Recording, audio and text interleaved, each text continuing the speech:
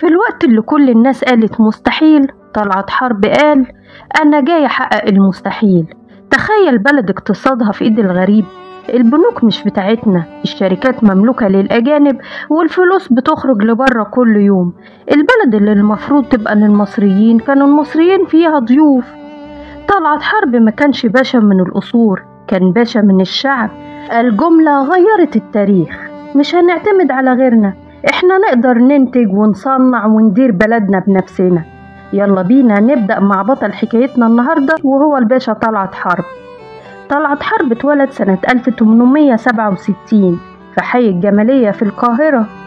ابن أسرة بسيطة لكنها مش عادية.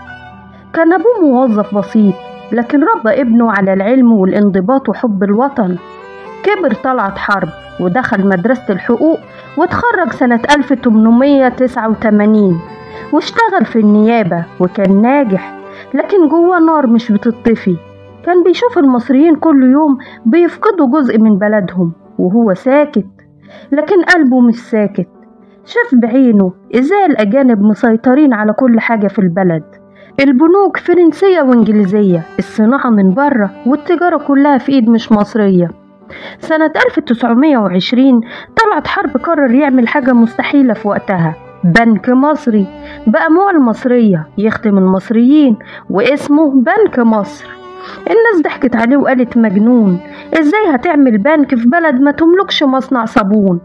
لكن هو ما يقس، راح للناس عاديين، تجار وصناع وفلاحين، وقال لو كل واحد حط قرش البلد كلها تقف على رجليها. وفعلا جمع الفلوس وفتح البنك، وفتح معاه باب جديد لمصر، باب الإنتاج الوطني.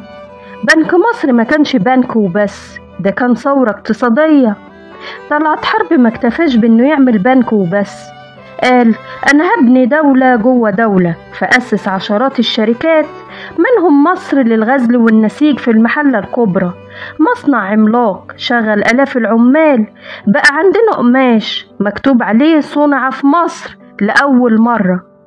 تاني حاجة مصر للطيران، أيوة طلعت حرب هو اللي أسسها، أول خطوط جوية وطنية في الشرق الأوسط، وكان بطيارتين بس، وبقت رمز للسيادة ومصر للتمثيل والسينما. طلعت حرب فهم قوة الإعلام والفن، فأسس شركة سينما تطلع أفلام محترمة وتربي وتعلم وتفرح الناس. مصر للطباعة، مصر للنقل، مصر للتأمين، مصر للسياحة. كان بيبني اقتصاد متكامل. انت بتشتغل في شركة مصر وبتقبض من بنك مصر، متأمن عليك في مصر للتأمين، وبتسافر مع مصر للسياحة. واللي أعظم من ده كله إن كل ده اتعمل في وقت كان الاحتلال الإنجليزي لسه موجود. كان طلعت حرب بيقول احنا مش مستنيين الإنجليز يمشوا عشان نشتغل، احنا نشتغل دلوقتي وهم هيمشوا غصب عنهم.